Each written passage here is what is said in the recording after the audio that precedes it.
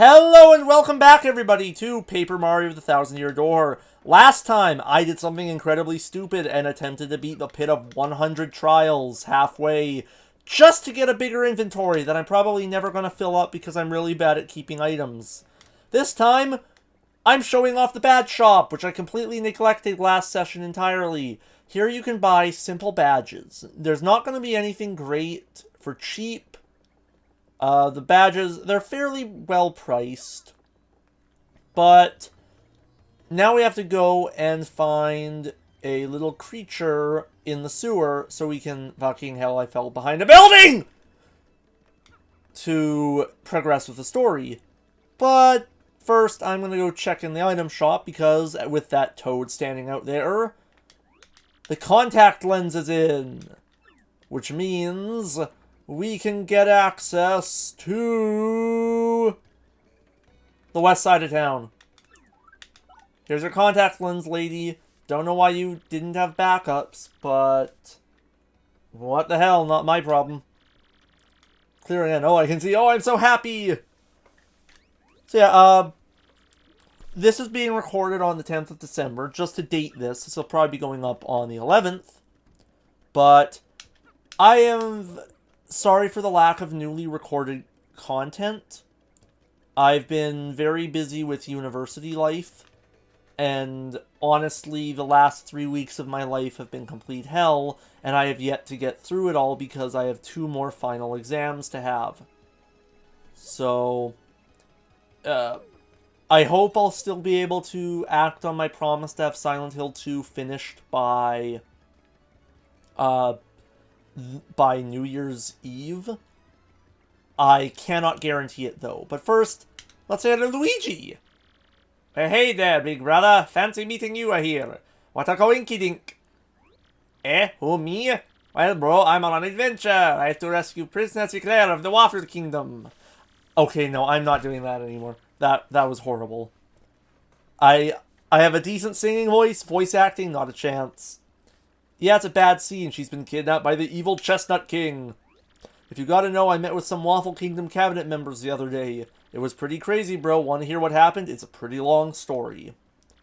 Hey, sounds good to me. Which part of my story do you want to hear, bro? The Waffle Kingdom letter. Well, like I said, it's a really long story, but here goes. My big brother, that's you, bro, got a letter from Princess Peach and took off. Left behind as usual, I was cooking a snack at home when another letter arrived. We don't get so much mail, so I was thinking, huh? This is what the letter said.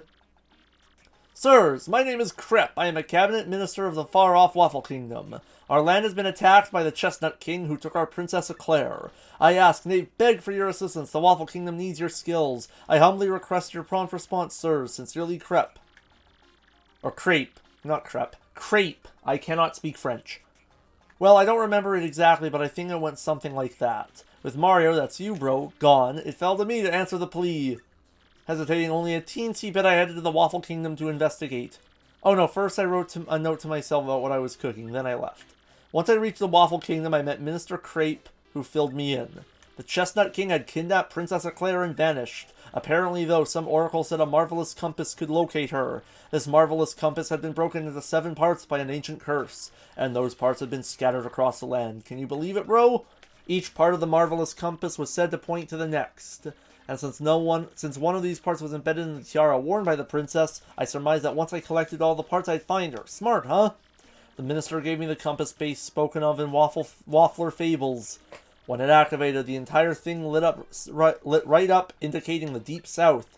It was pointing me towards Rumble Bump Volcano on the Pudding Continent. So yeah, here I am. I'm sailing out of Rogueport for Rumble Bump Volcano. It's probably going to be pretty dangerous, but I gotta rescue that princess. And throughout it all, Mario was asleep. Anyway, I know I promised progression in the story, but we're going to go to the right side because I neglected to show that off of the last time. So, we're not going to pay this guy. What? You gotta be kidding. You think you can fight your way through here? I'm going to make you eat your words, tough guy. Let's get this party started. So, we're fighting the most deadly of enemies, Gus. That's Gus. He's super annoying and tries to take tolls from everyone. Max HP is 20, attack is 3, and defense is 0. Don't... That pointy spear, his hurts if you stomp on it. I wonder if this guy watches people pass 365 days a year. Talk about a workaholic. Up until... If you do attempt to do this before Hooktail, this is possibly the strongest enemy you'll fight. Having an attack power of 3 and no way to really mitigate that can be incredibly deadly. But thankfully, I'm super over-leveled. And off-screen, I swapped badges around, and I have the Quick Change badge, which lets me switch partners without wasting an entire turn. This is pretty much essential if you want to have an easier time in the game, as it means if you accidentally select the wrong party member or the party member you didn't want to select, you can rectify your mistake without it really suffering. And for a game where every turn can count in a boss battle, that's pretty important. By the way, he's only going to live one more turn. And he just threw a spear at Koops' face. I'm not bothering saving my FP here because, well, he's going to go down anyway, and thankfully I guarded. I will not be getting a level up, but that's because thanks to the Pit of 100 trials, I'm about, I don't know, 5 levels higher than I should be. I should have gotten about 30 star points from him, but I'm ballsy. You dumb video game heroes always pull this stuff. It's ridiculous. You think violence solves everything, don't you? Don't you? Well, it does, because he's out of our way. And over here is something very important. This is the Trouble Center. Oh. You have to listen to his explanation. Basically, these are how the game tracks your side quests. So, if you need to grab things, or not grab things, if you want to do side quests, here's sort of what they do. You have to pay to get them, and pretty much you have to pay to get them, and they'll do them. I won't be tackling many of them as, well, I have how many coins? I think it's, yeah, I have 10 coins right now. I kind of don't have the money to pay. But on the plus side, we're finally going to move on with progress. Because, well, this is only halfway through the video. Since I don't have money, there's no point in me going and showing off anything else. If I did have the money, which I am bad with in RPGs, I would show off something that can be good, usually not. Did I get this? Yes. And there's something important. Hey Mario, you see that? That was one of her things Professor Franklin mentioned. So let's go in the hole. Thankfully, the trips down here, if you know exactly how to mitigate time, are very fast.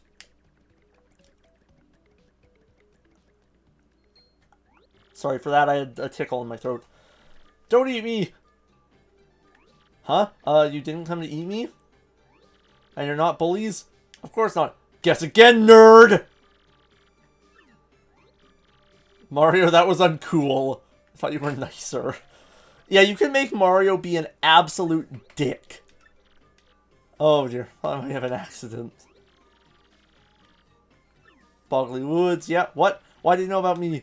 No, you must be... You guys are working for those X-Nauts, aren't you? You chased me here. No, it's the end! X-Nauts, what the heck are those? Sounds like tissues to the extreme or something. Look, we're not here to do anything to you, so relax. Tell us what's going on, okay? Well, okay, this gang of bad guys who call themselves the X-Nauts came to where I live. They came inside our great tree and started tearing it apart and causing trouble. So I've come all the way here looking for help.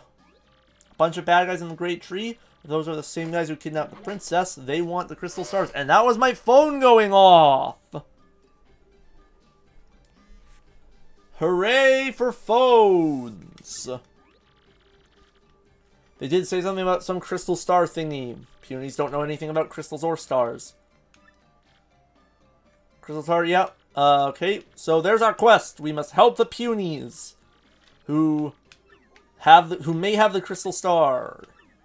But thankfully, Punio here, that's his name, is going to lead us to the tree. Speaking of which, I should get Goombella in my party because, well, Tattles. Wait, hang on a second. Time to open up a secret pathway!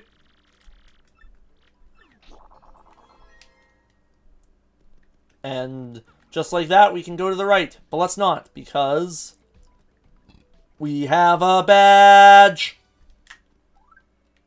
I want to see how many shine sprites I have, because I forget. Is it? I have 1. Okay. I was gonna say, I'll go back and level up Koops, but there's not really a point. It is really recommended you level up Goombella here, because she's incredibly useful, because now we'll be heavily introduced to enemies with defense. But now we begin Chapter 2. And what's the title say? Chapter 2. The Great Boggly Tree. Possibly one of the more visually distinct areas in the game. This is sadly my least favorite area. It's not great. Yeah, we have to go to the sea tree. It's not great. The aesthetic is very nice, and I very much appreciate a good aesthetic. But, well, literally everything is gray here. So we're gonna move on along and see 3 people who, if I hadn't fast-forwarded through an entire episode of non-gameplay, we'd be introduced to. Beldum, on the right with the blue hat. In the middle is Marilyn with the yellow hat. And on the left is my favorite character in Nintendo history, Vivian. And they're here to stop Mario.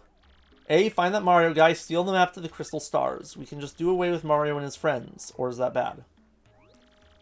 Oh, bad things happen all the time, but you're right about our goals. If my information is correct, Mario should be coming down this road quite soon. You must ambush him here and get that map. What's this now? Vivian, what's that you're fawning over there? So Vivian found a necklace! It's probably not important, or is it? Shame, picking up someone's scraps, disgusting. But not about that, Vivian, my dear pack rat. Bring out the sketch of that Mario guy that you got from Grotus. What? I don't have that. You said it was way too important, so you took it. You should have it. Don't be ridiculous. Don't have that thing. You were in charge of it. You were a wretched little worm, blaming me for something you probably screwed up. Yeah, this is sort of the theme that goes with Vivian as a character. Her family is... There's no nice way to put it. They are fucking assholes to her.